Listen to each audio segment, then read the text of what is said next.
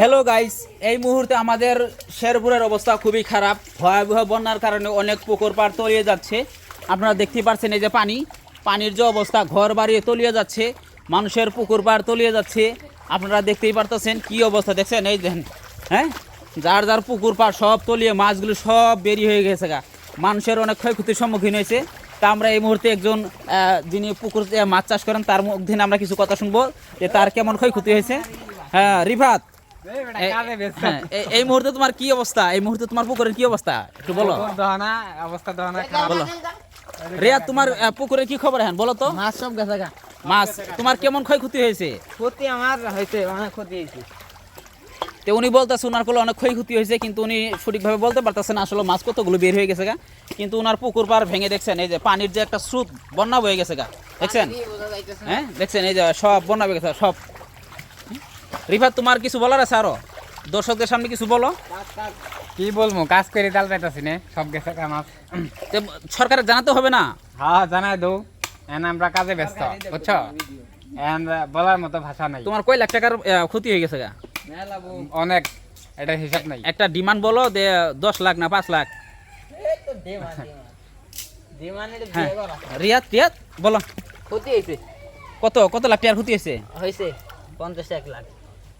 তো উনি বলতেছে ওনার 1 লাখ টাকার মাছ বের হয়ে গেছে গা। এই মুহূর্তে আমরা সরকারের কাছে আকুল আবেদন জানাই যেন তিনি এই দৃষ্টি আকর্ষণ করে আমাদের এলাকাটা একটু দেখেন।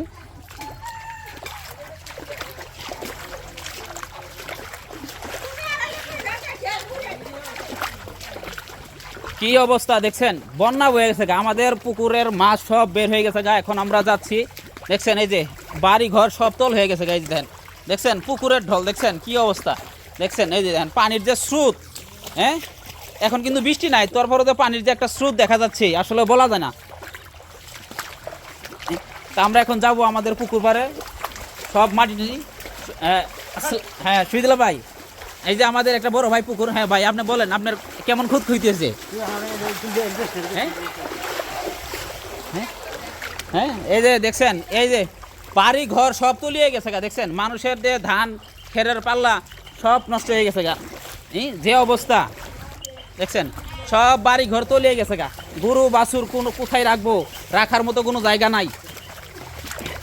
হ্যাঁ দেখছেন এই যে পানি, খেরের পাল্লা সব তলে গেছে গা। তো এই মুহূর্তে আমরা আছি আমাদের বাড়ির পাশেই। আমাদের বাড়ির যে এখন অবস্থা আপনারা দেখতেই পারতেছেন। এখন পর্যন্ত আমাদের মাছ অনেক বের হয়ে গেছে, অনেক ক্ষতি হয়েছে।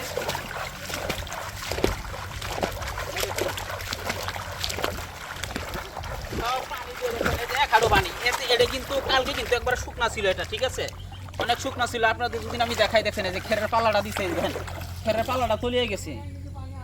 একটু বৃষ্টি হওয়ার কারণে আমাদের যে কত সমস্যা হয়েছে সেটা যদি বাস্তবে সচক্ষে না দেখতেন তাহলে বুঝতে পারতেন না। এই মুহূর্তে আমাদের অনেক ক্ষতি হয়েছে। যে আমাদের পুকুর, আমি যদি আমাদের পুকুরটা আপনাদের দেখাই আসেন।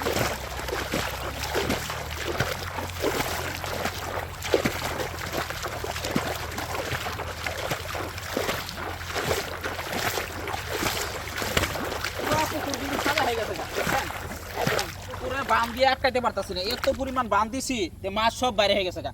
আমাদের প্রায় 5 থেকে 6 লাখ টাকার ক্ষতি হয়ে গেছে গা এই মুহূর্তে। আরো দুদিন বৃষ্টি হয় তাহলে মনে করেন 10 থেকে 15 লাখ টাকার ক্ষতি হবে। দেখেন কি অবস্থা। এই যে মাছের জন্য আমরা একটা জাল পাচ্ছি, জালটা হয়ে গেছে। এই যে আমার দাদার পুকুরটা ভাইসা গেছে গা, দেখছেন এই যে মাল পার ভাঙ্গা, দেখছেন মাছ সব বাইরে হয়ে গেছে। দাদা কিছু বলার আছে বলেন তো, আপনার কত লাখ টাকার ক্ষতি হয়েছে? আমাদের 5-7 লাখ টাকা ক্ষতি হয়েছে। দাদার 5-7 লাখ টাকার ক্ষতি হয়েছে। যে পার ভাঙ্গা সব মাছ বাড়াই গেছে গা। এদিক দেখান, এদিক এই যে দেখছেন এই যে পানির যে স্রোত, পার ভাঙ্গা, ওই যে বিল ওই পাশে খাল আছে, খাল টাল ভাঙ্গা সব 5 থেকে 7 লাখ টাকার মাছের ক্ষতি হয়েছে। এগুলো কে দেখবে? সরকার দেখবে না তো, কারণ আমরা তো নিম্নতলার মানুষ, আমাদের জীবন খুবই কষ্টের। 2 টাকা কামে গেলে 10 টাকা ক্ষতি হয়, এখন কে দেখবে? দিয়ে দেন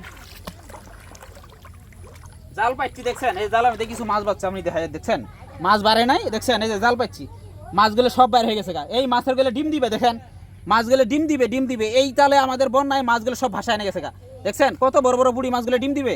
হ্যাঁ, এই যে আমাদের লাখ লাখ টাকার ক্ষতি হলে এগুলো সরকার দেখবে না তো।